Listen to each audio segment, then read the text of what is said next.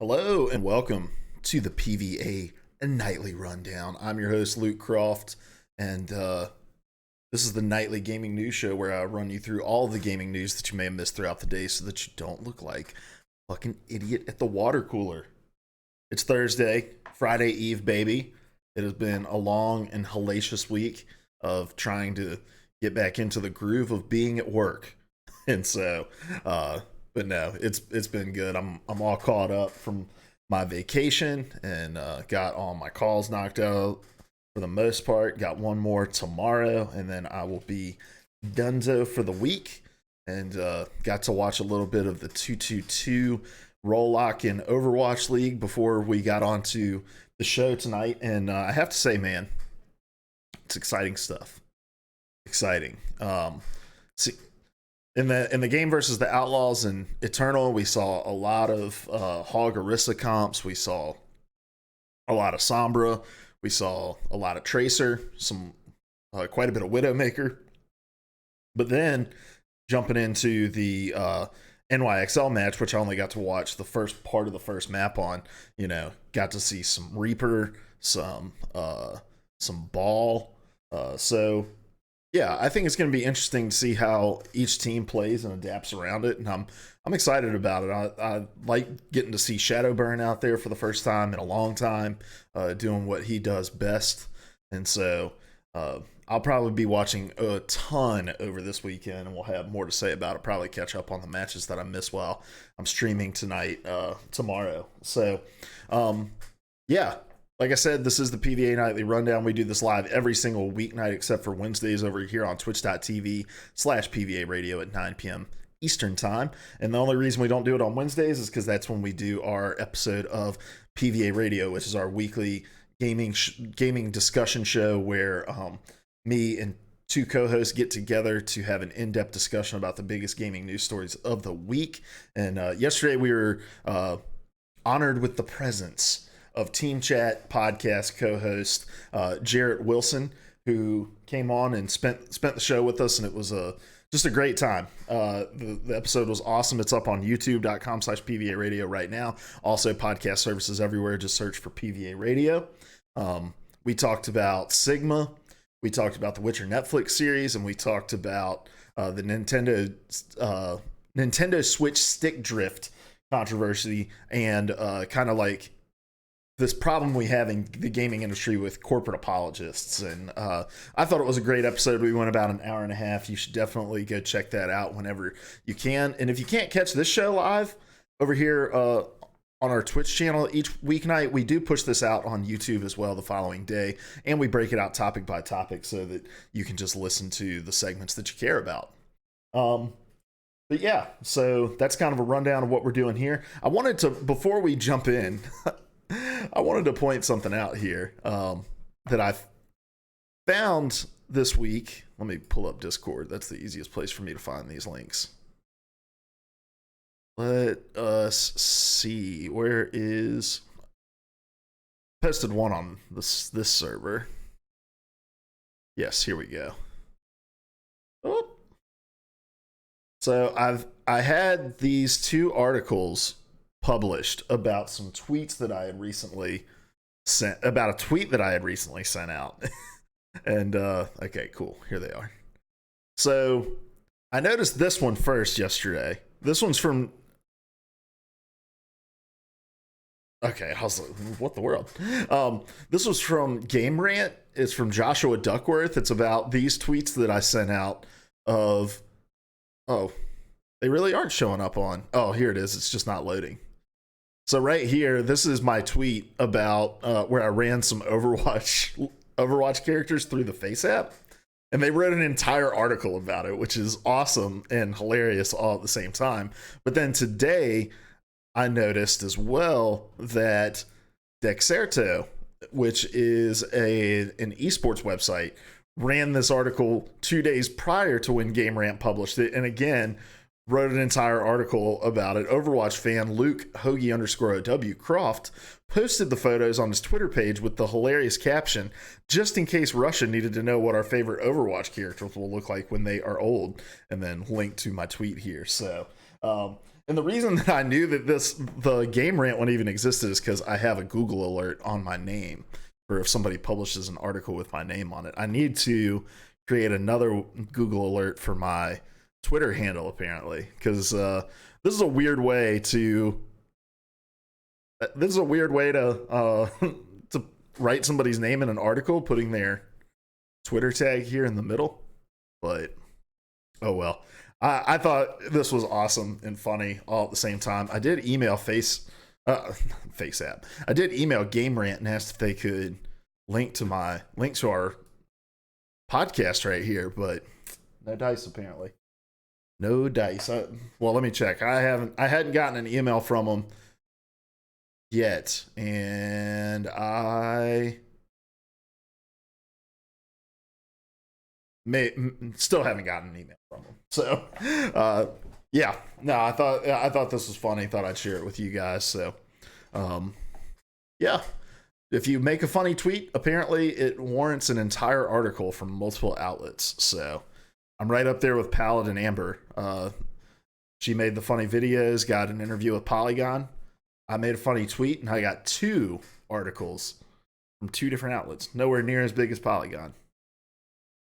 Done nothing. It did actually help my follower count just a smidge over on my Twitter account. But we're not here to talk about my Twitter account or articles that are published about me. We're here to talk about gaming news. And so we're going to get this week kicked off like we get I did it again. I'm Player 3 podcasting the show right now. We're going to get today started off like we get every day started off with the releases of today. Let me turn my night mode back on so I'm not blinded by my screen here. Again, we get this from Zach Zweisen over here at Kotaku. And since we didn't have the show yesterday, we'll go through yesterday's releases and today's. So releasing yesterday, we had Power Rummy on Xbox One and Switch, Battleship on Switch, Rise, the Vienio Province on PC, Champions on PC, Dark Data on PC and Mac, Ancient Battle Alexander on PC and Mac, Break My Body on PC and Mac. So those were all your games that released yesterday. I don't know. I guess like when you're on Steam, right, you get to see like the box art and all this stuff, but I'm just like, what audience are you thinking you're going to attract with a name that's just Champions? Like, it tells me nothing about what your game is. It doesn't pique my interest in it. And so let's look up Champions real quick on Steam. Let me get my Steam pulled up. Ooh, if I can type. Just to see what this looks like. Apparently I'm downloading something. Champions. Like, it's even impossible to optimize yourself. Yeah, Champions on PC. Like, in search, Champions PC game. I don't know why you would choose a name like this.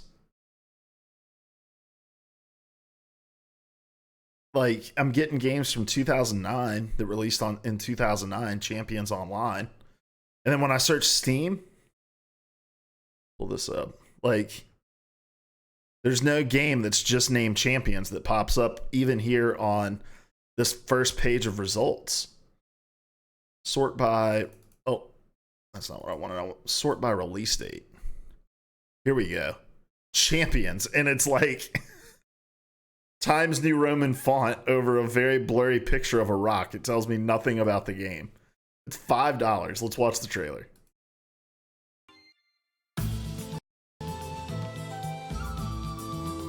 Is it in 4x3?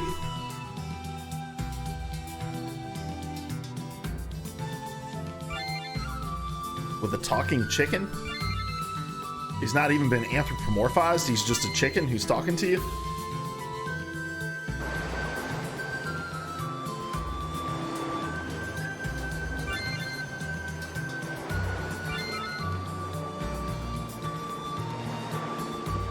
Like, seriously. How do you expect to sell any game with a name like Champions, a generic ass logo like that, and then your gameplay looks like this? And there may be some people who like this art style, you know, it's in the top-down kind of Zelda-esque exploration, but nobody's going to be able to find it because I had to search champions and then sort it by release date, because tons of games use the word champions, and it's impossible to optimize. So anyway, if you want to play champions, there it is. Pause that, minimize it because we may be coming back to Steam. Let's go to what released today. It's Thursday, another big release day.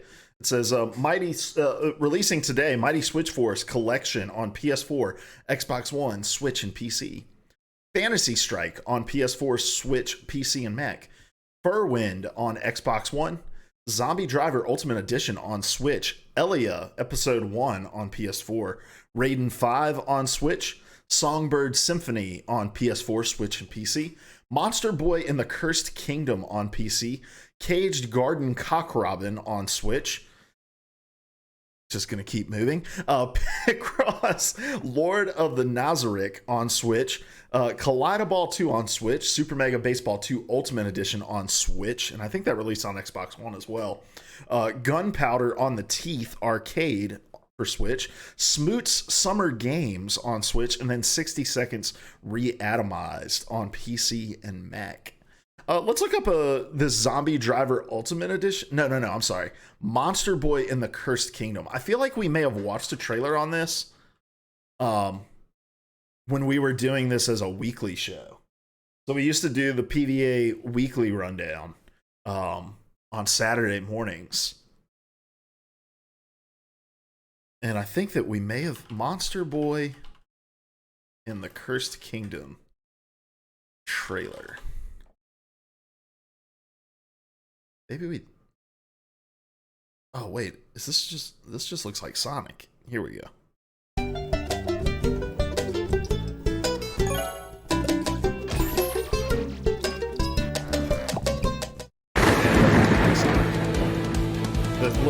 The little thumbnail did. What is this? This game looks crazy. See, that looks like Sonic. Oh, yeah, copyright stricken. I love these character designs. Thundercats. Right, I'm not gonna lie, guys. I'm happy to try this game.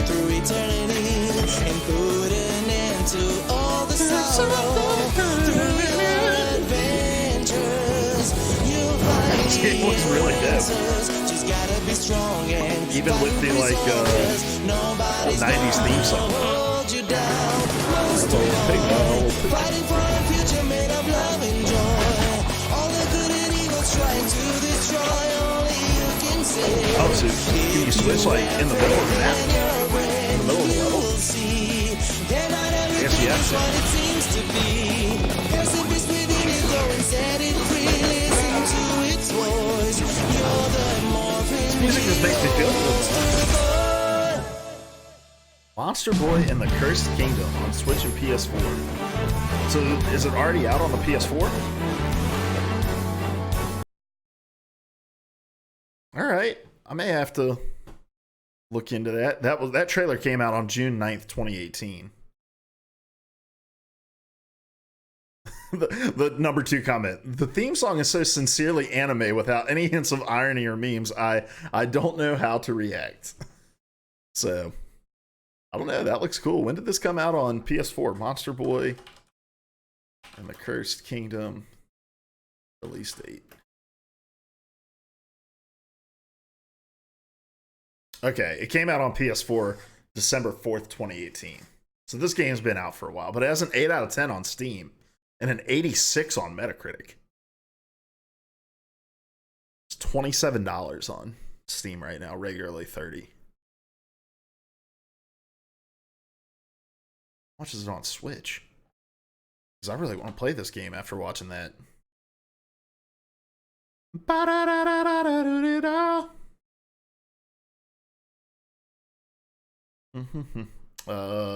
Apparently Nintendo Online doesn't tell you the price.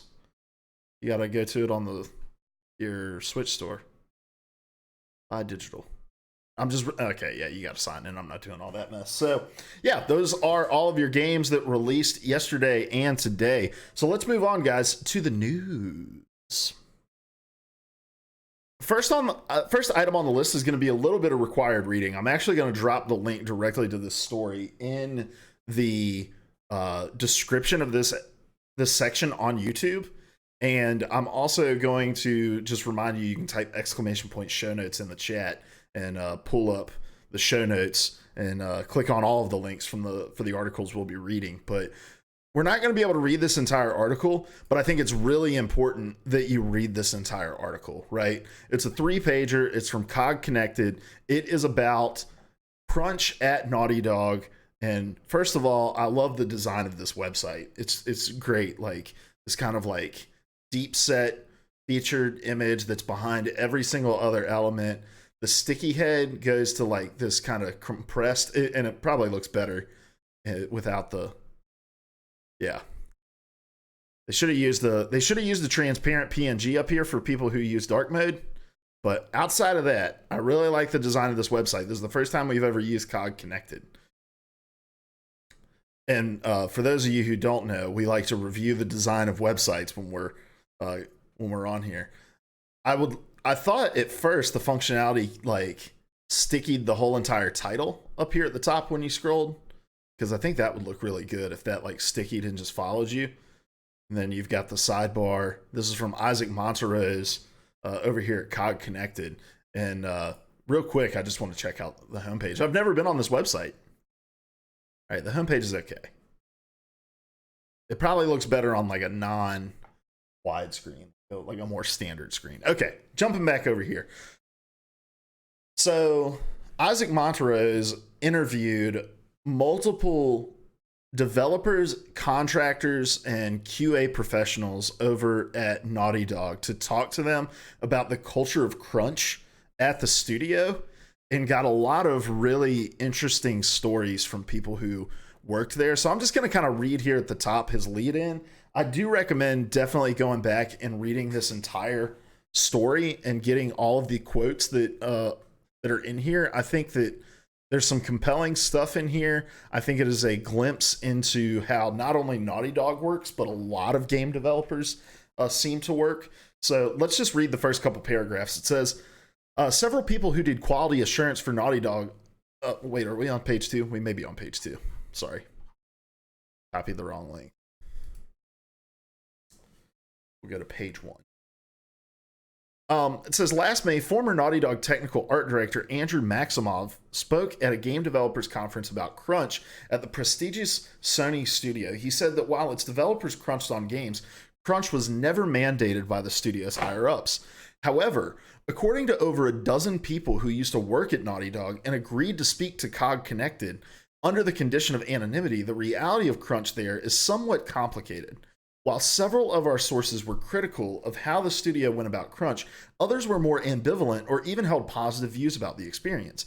But they all said the same thing. While crunch wasn't mandated at Naughty Dog, its employees and hired contractors were expected to work long hours. So, and then he goes through and he includes plenty of quotes from the people that he's interviewed through this story, and they tell interesting stories about the management structure at Naughty Dog, that there's not really direct like department heads, but there are people who lead the departments and have a real massive say in your performance reviews. And if you don't work overtime, then you're probably not going to get the best performance review.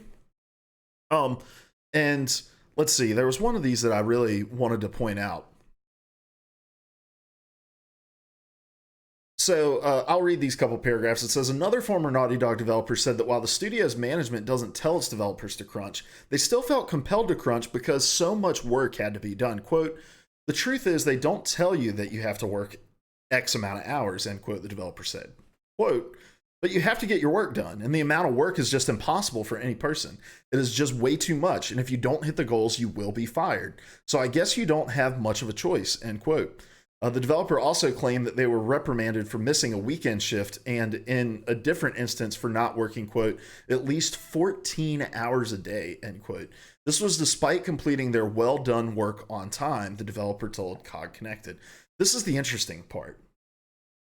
Quote, I called Sony HR once. They have a hotline asking what was this all about, and they just ignored me, saying, you will get used to Naughty Dog's ways of doing things, end quote. They said.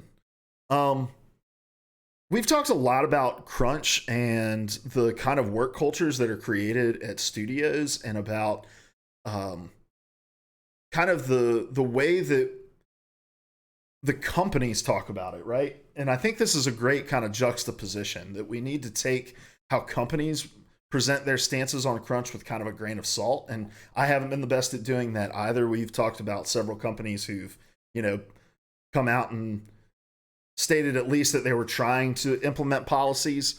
But this is a perfect example of, like, while something may not be required, it is quasi-required because of the setup of the company, right? Like, for instance, the developers whose quote we just read went through this thing where it's like, the company expects you to get all the work that's assigned to you in a given day or in a given week complete in that given day or in that given week. And they know that that work is not able to get completed within a regular 40-hour work week or 8-hour work day. And so while, yes, they may not say you're required to work overtime, they do say you're required to get this 14 hours of work that's on your schedule today completed. So I work in a production field, I work in marketing, and we have a project management software that we leverage across all of our teams. And so when I go in the morning, I can open up my schedule and see not only all of the tasks that are scheduled for me, but every single task that's assigned to me has an estimated amount of time that's attached to it.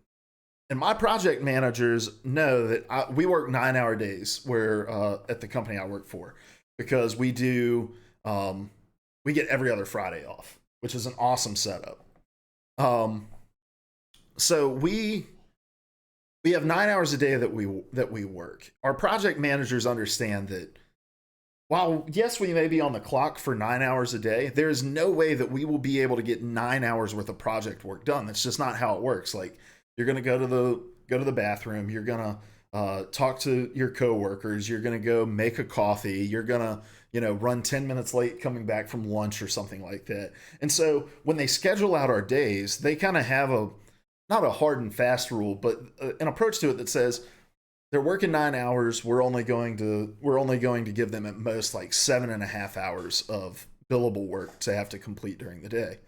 Because while I don't work in as high pressure a situation as game development or anything like that, and I work for a much, much smaller team, there are still things that have to be done by certain times in order to not log jam processes down the line.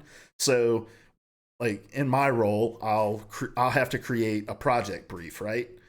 And so, and that project brief is going to help inform the production team members on how to create the piece that we need. And they may be scheduled to design that piece or develop that piece the very next day. And if I don't get it completed, it holds it up. So I understand at least the pipelines and the workflows and how necessary it is to keep things, to get your things done so that things will keep moving down that pipeline through that workflow.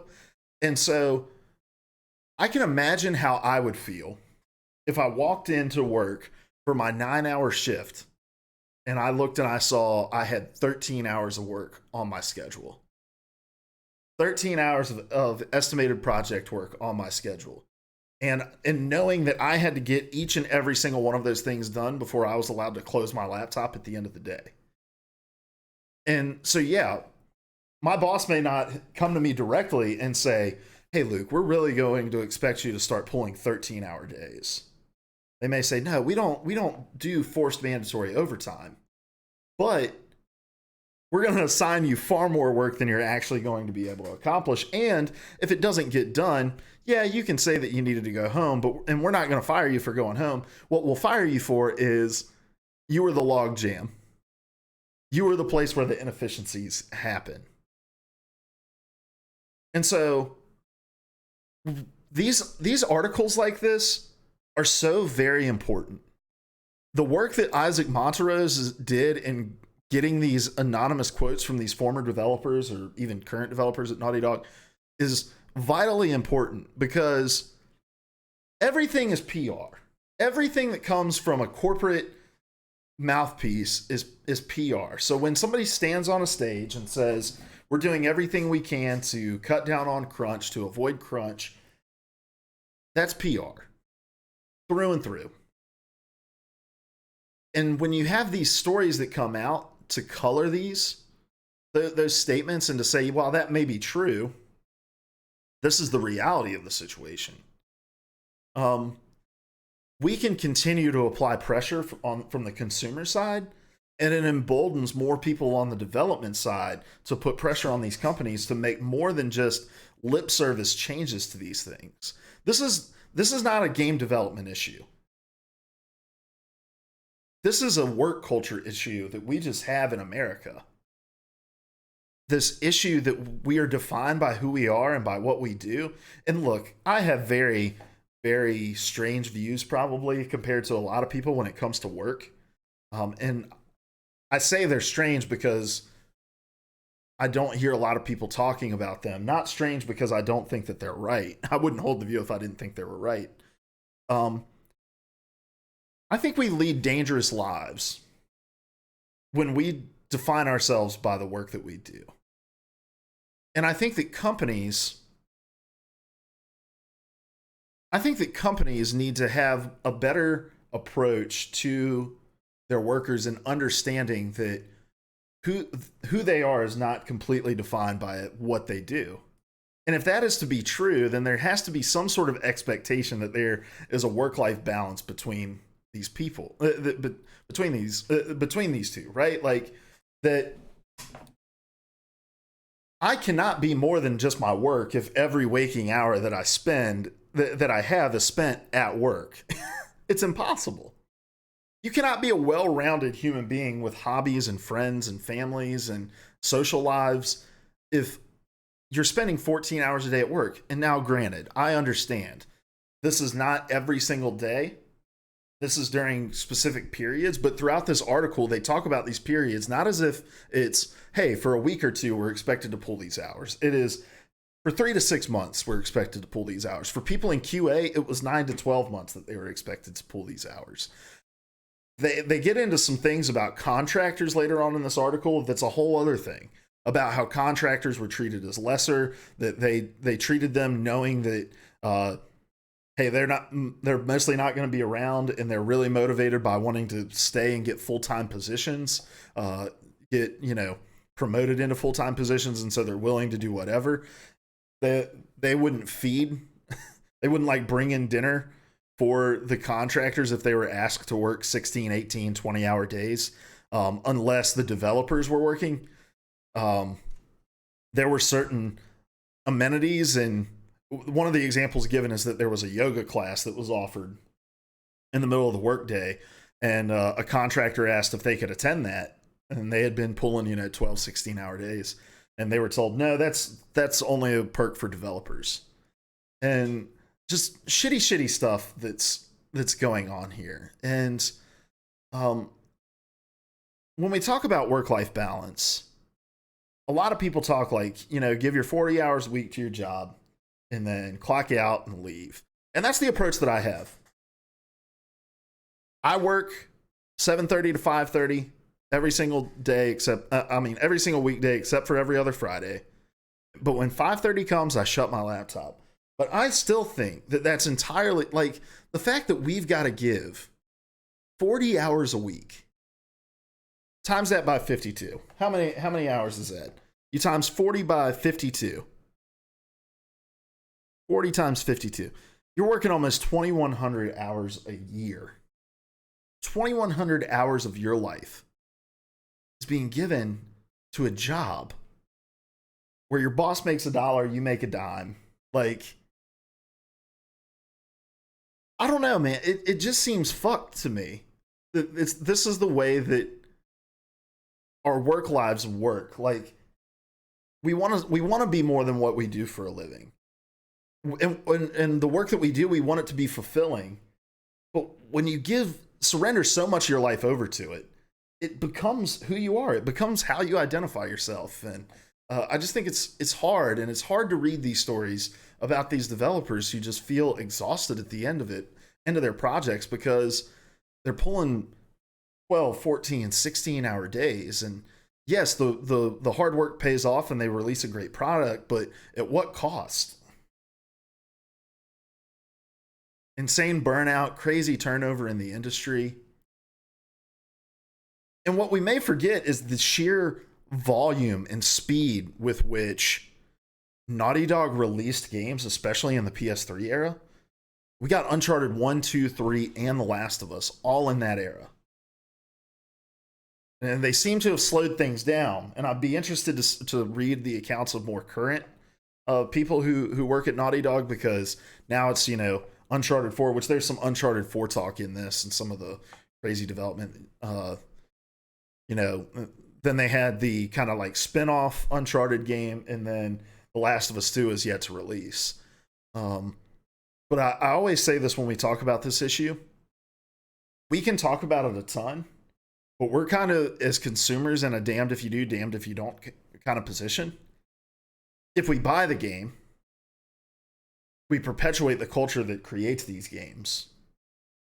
And companies see like, oh, this is the method that works. Look how much money we make. But if we don't purchase the games, and we boycott buying games where we hear about these kinds of stories, then the 12, 16, 18-hour days that these developers are working are moot, because people don't interact with their art. At the end of the day, these people want people to play these games regardless of the blood, sweat, because of the blood, sweat, and tears that they poured into it. And so from a consumer standpoint, the most that we can do, I think, is just continue to raise awareness of it, continue to give these articles clicks to motivate writers and reporters to pursue these stories. But it's going to take something drastic happening within the gaming industry itself, among developers, among contractors, among business development people in these studios, to say enough is enough with this shit.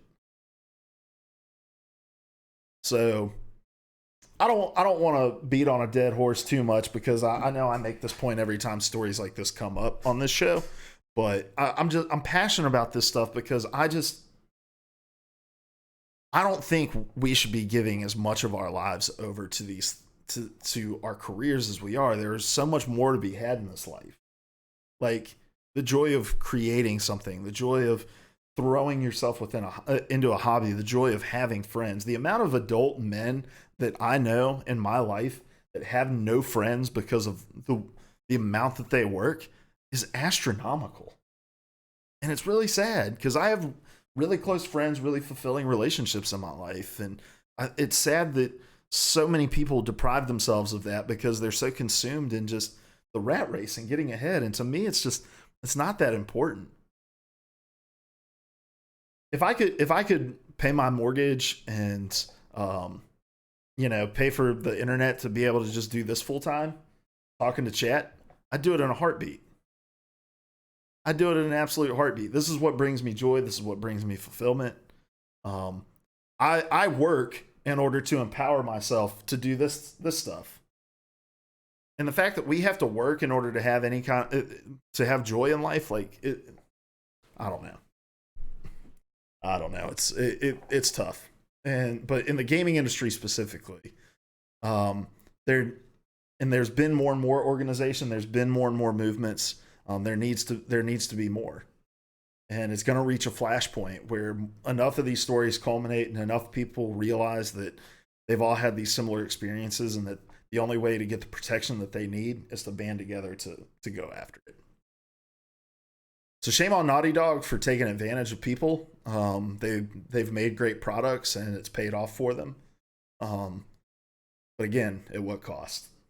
So, all right, moving on. Next item on the list. It doesn't get any lighter. It doesn't get any lighter as we're moving through here. UK regulators have determined that loot boxes are not gambling under their current laws. This is from Owen S. Good over at Polygon. It says the United Kingdom's chief regulator of gambling told Parliament that loot boxes, specifically mentioning the FIFA Series Ultimate Team card packs, are not considered gambling under current UK law, even if he has, quote, significant concerns, end quote, about the games and their popularity with minor children. Neil MacArthur, the chief executive of the Gambling Commission, said that FIFA packs and loot boxes don't have a formal way of monetizing their contents. UK gambling law is applicable only to prizes that are either money or have monetary value. In-game virtual items don't, even if they are traded or even resold on black markets outside the game.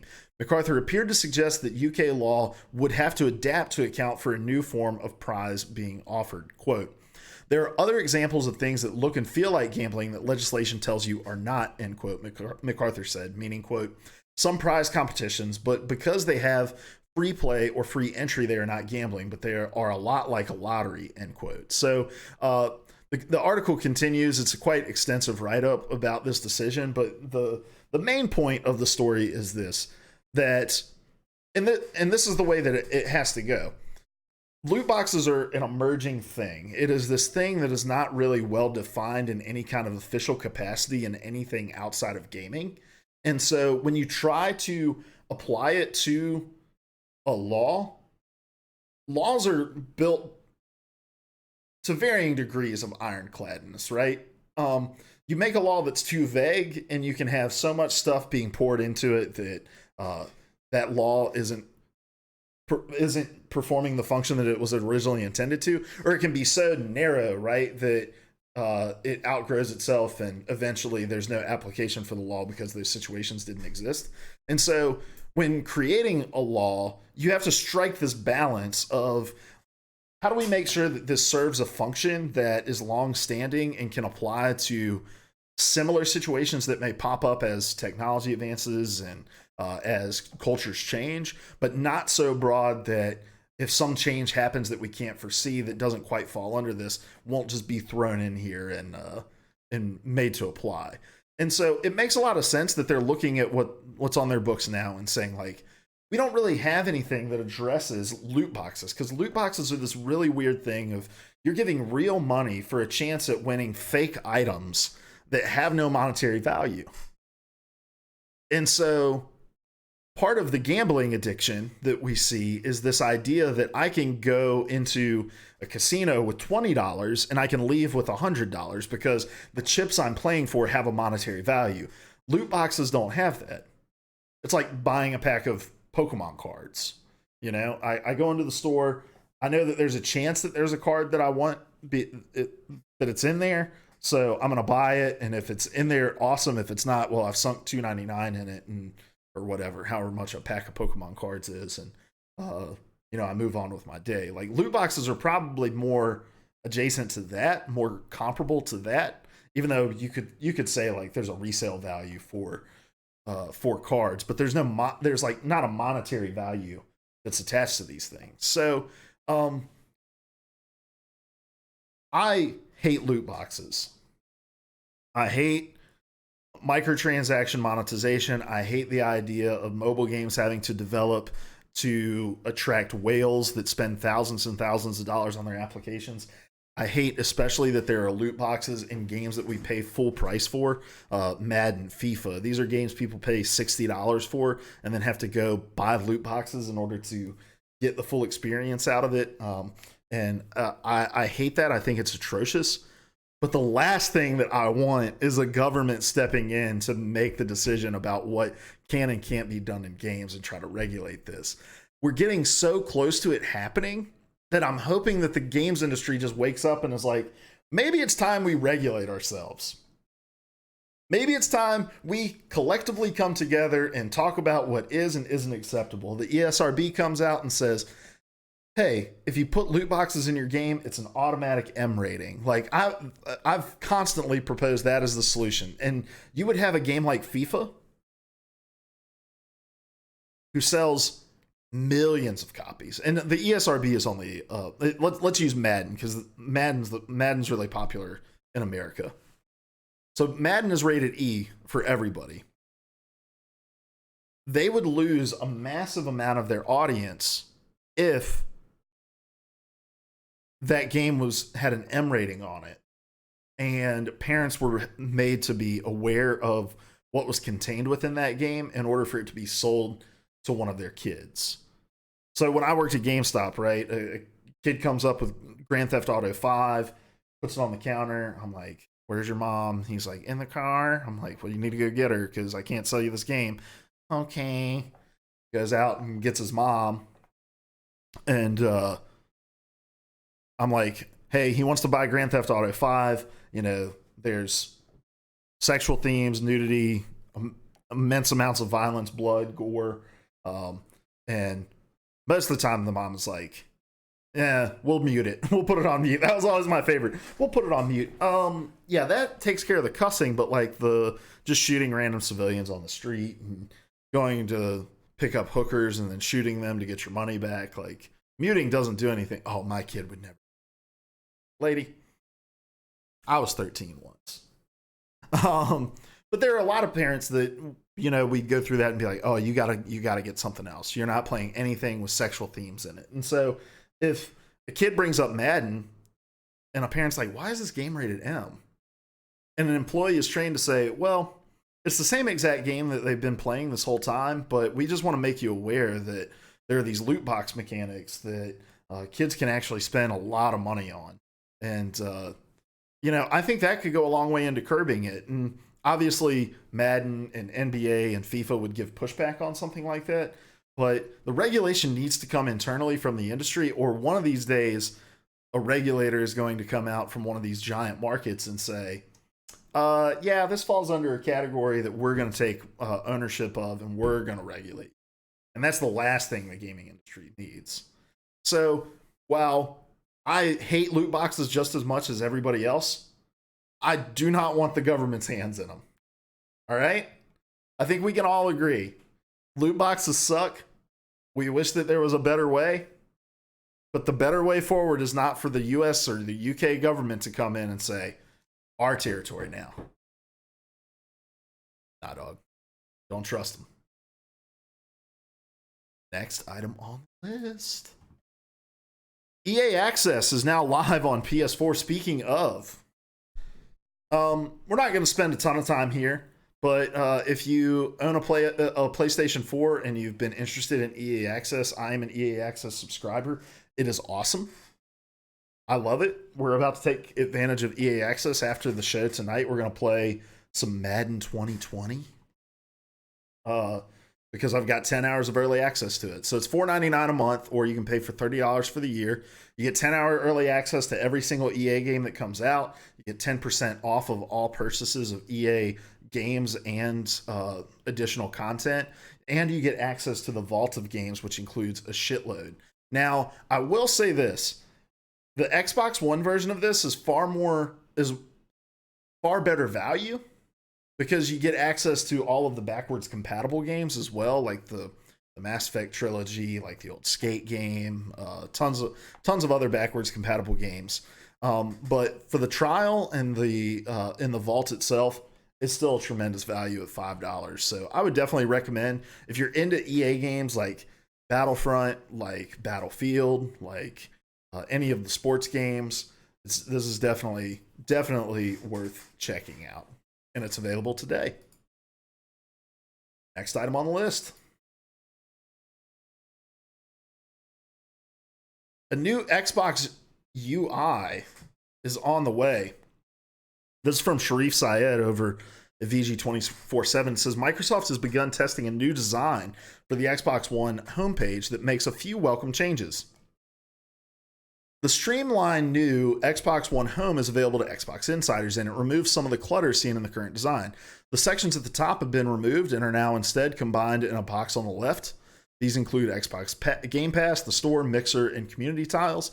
This should make the dashboard a bit faster since it won't have to load all these different tabs. Recently played games take center stage, with the most recent game prominently displayed ahead of a scrolling list of other recently accessed content. And then the other major change in this update is the switching of Riles for Cortana from an on-console assistant into a cloud-based one. And what this actually means is that you'll no longer be able to use your headset to ask Cortana about anything. The Xbox skill for Cortana remains available, however, through Cortana app on phones and through Alexa devices. How many redesigns has the Xbox One homepage been through? Is this the 4th or the 5th? It's been through a ton of changes. So they've got the image here. I think, I can make it just a smidge bit larger here. And I like that they've taken these tabs off of here. I like that it's something that is not, like quick snap between them, because then you're having to load all of these at the same time. If you want to get to the store, to Game Pass, to Mixer, you have to actually click into it and it'll just bring up the load then. I haven't had a ton of issues out of the Xbox UI being all that slow. Streamlined is funny to me though, because I feel like that's the word they've used to describe each and every UI update this generation. I like this though. It's funny. I think if this scrolls like they said it does, I don't know if they meant scroll as in you just scroll left to right, or scroll as in this extends past where you see Minecraft here. But if it does that, we're getting really close to the XMB on Sony, right? the cross media bar. So not a ton to say here. I do think it's interesting that they're taking Cortana off of the console. It never really was that clean of an experience. It took a long time for Cortana to even come up to want to listen to you. So that makes sense. I have not tried the Alexa feature, but from what I understand, the Alexa skill is really, really responsive. So if you're one of those people who uses Cortana with your headset, if you've got an Echo, then you won't have to miss a beat. It's super easy to install, and from what I understand, pretty snappy. So be on the lookout for this change if you're an Xbox Preview member, which I used to be. Maybe I still am. This is available to you, and if not, I'm sure it's probably going to roll out here in the coming weeks. So, all right, guys. Next item on the list. A survey shows that Mario Kart most commonly has a positive effect on romantic relationships. This is from Ryan Craddock over at Nintendo Life. It reads, "Love is in the air alongside banana skins, bullet bills, green shells, and us as we get annihilated by the 97th blue shell this week." Yes, a survey conducted by CenturyLink, which is this is a weird topic for them to want to cover, has attempted to explore gaming's impact on romantic relationships. Apparently, of all games mentioned by respondents, Mario Kart has had the most positive impact. The survey asked a number of questions to more than 1,000 people. CenturyLink says that over half of 18 to 24-year-olds who play games themselves said that it's had a positive impact on their romantic relationships. And then if you're interested, the top 3 games found to have the most positive impact on people's love lives were Mario Kart, Call of Duty, and Skyrim. I have no idea what relationships these people are in, because I have had no relationship, romantic or platonic, improved by a night of Mario Kart. It always ends in frustration by somebody or everybody. But more power to those guys, More power to them. If they can sit down and have a civil night of Mario Kart and not make disgusting smoothies that make Larry throw up like we did about a year ago, more power to them, man. I think that was actually over a year ago. Yeah, I'm too competitive. My wife's pretty competitive too, so I don't know. If you want, I guess this is a better first date. Yo, that's Cafidi. What is up, dude? How are you doing this evening? I'm just dropping mad dating tips here in the show tonight. So if you got a lady and the choice is either between watching Black Hawk Down with them for your first date or playing Mario Kart, guess you're gonna have to go with playing Mario Kart. Probably a better option. But But I still, I don't know. These must not be very competitive couples because Mario Kart can get extremely frustrating. All right, guys. Well, that's going to do it for the PvA Nightly Rundown, but stick around if you're hanging out over here on Twitch. We are actually going to switch to playing some Madden 20 on early access through EA if it's downloaded. If not, we'll probably just play League. But so stick around. I'm going to end it for the YouTube audience. We appreciate you guys watching. Make sure you... App State Girl says she is not competitive. She says she's not competitive, but if she is not good at something instantly, she gets so frustrated by it. Don't let her lie to you in the chat, guys. And I know that if she wants to defend herself, she can bust through this door and do so. But she says she's not competitive, but she really, really, really wants to be good at things immediately. It is absolutely true.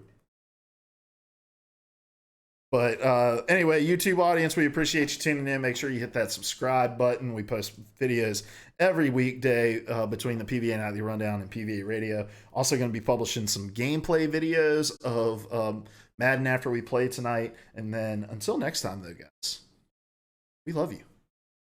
Goodbye.